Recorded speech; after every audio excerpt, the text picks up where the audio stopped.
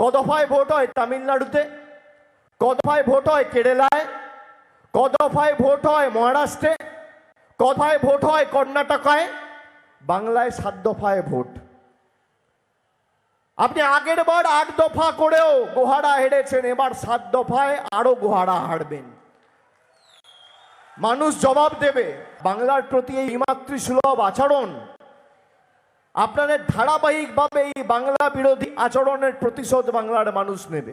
এই ভোট প্রতিরোধের ভোট, প্রতিশোধের ভোট, শিক্ষা দেওয়ার ভোট, আর বাংলা থেকে বাংলা বিরোধীদের শিকড় সমেত উপড়ে ফেলার ভোট। শুধু এই নয়, কেন্দ্রীয় এজেন্সি অর্থাৎ ইডি সিবিআই নিয়েও সুর চড়াতে দেখা গেল অভিষেক বন্দ্যোপাধ্যায়কে।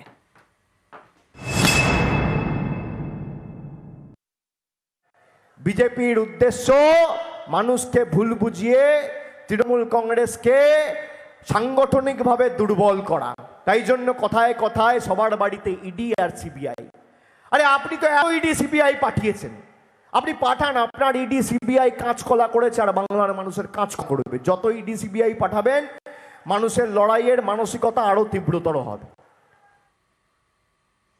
সন্দেশখালী ইস্যুতেও বক্তব্য রাখলেন অভিষেক বন্দ্যোপাধ্যায়। তিনি বললেন, বিরোধীরা সন্দেশখালী নিয়ে শুধুমাত্র রাজনীতিই করেছে।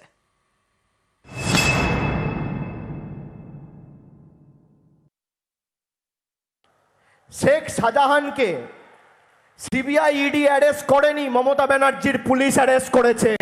পার্থ চ্যাটার্জি জ্যোতিপ্রিয় মল্লিককে মন্ত্রিসভা থেকে বার করে দলীয় ব্যবস্থা অন্য কোনো দল নয় তৃণমূল কংগ্রেস নিয়েছে। যারা নারী নির্যাতন নিয়ে কথা বলছিল, অভিযোগ ছিল উত্তম সর্দারের বিরুদ্ধে, শিবপ্রসাদ হাজরার বিরুদ্ধে। আজকে 15 দিন হয়ে গেছে সিবিআই এদেরকে হেফাজতে নিয়েছে, নেয়নি। কোন রাজনৈতিক দলের নেতা কর্মীরা আর সন্দেশখালীতে যাচ্ছে না। শেখ শাহজাহানকে গ্রেপ্তার করো, আপনারা সেই উত্তম সর্দার শিবু হাজরাকে কেন গ্রেপ্তার করছেন না, কেন হেফাজতে নিচ্ছে না? আজকে হয়তো আমি বলে দিলাম, এবার 4 দিন পর হেফাজতে চাইতে পারে নাটক করে।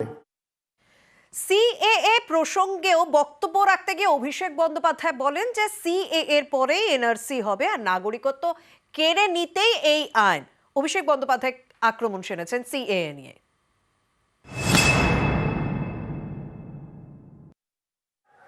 কখনো বলছে মন্দির, কখনো বলছে সিএ। বলছে সিএ কারণ নাগরিকত্ব কেড়ে নেওয়ার আইন নয়। স্বরাষ্ট্রমন্ত্রী আর প্রাক্তন বিজেপির সর্বভারতীয় সভাপতি অমিত কি বলেছিল? বলেছিল পেহলে সিএ হোগা ফির এনআরসি হোগা।